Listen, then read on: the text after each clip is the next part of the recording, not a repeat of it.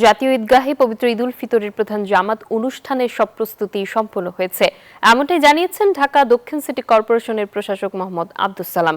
জাতীয় ঈদগাহ পরিদর্শন শেষে এই কথা বলেন তিনি। বিকাশ পেমেন্টে 10,000 টাকার বেশি অফার, শপিং চলছে তো।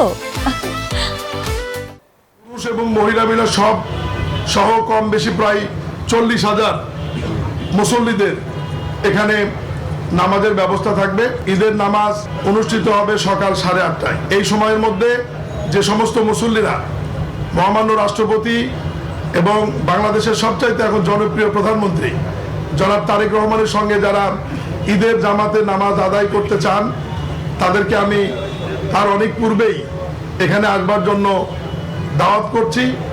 এ বিষয়ে সবশেষ খবর জানাতে যুক্ত হচ্ছেন আমাদের সহকর্মী সাইফুল ইসলাম। সাইফুল, আমাদেরকে জানাবেন ঈদগাহে জামাতের প্রস্তুতি কি কতটুকু সম্পন্ন হয়েছে?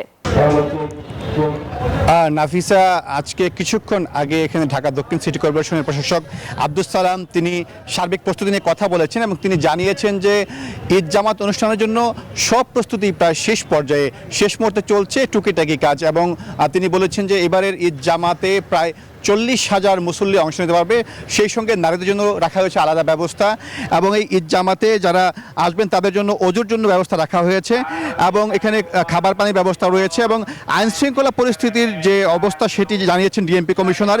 তিনি বলেছেন যে ঈদগাহের ভেতরে এবং বাইরে সিসিটিভির মাধ্যমে পুরো এলাকাটি নিয়ন্ত্রণ করা হবে এবং সোয়াট টিম থাকবে, পুলিশ থাকবে, র্যাব থাকবে, সাদা পোশাকে গোয়েন্দা পুলিশ থাকবে।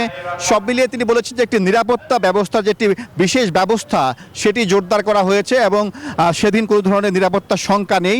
তারপরেও কিন্তু আইনশৃঙ্খলা বাহিনীর পক্ষ থেকে সার্বিক ব্যবস্থা নিশ্চিত করা হয়েছে এবং তারা জানিয়েছেন যে যে কোনো ধরনের অপ্রীতিকর পরিস্থিতি মোকাবেলা তারা প্রস্তুত রয়েছেন এবং গোয়েন্দা বাহিনীর সদস্যরা তারা তৎপর রয়েছেন, সব ধরনের খোঁজখবর রাখছেন এবং ঈদ জামাতকে নির্বিঘ্ন করার জন্য এবং মানুষের জন্য স্বস্তিদায়ক করার জন্য সব ধরনের প্রস্তুতি কিন্তু তাদের রয়েছে।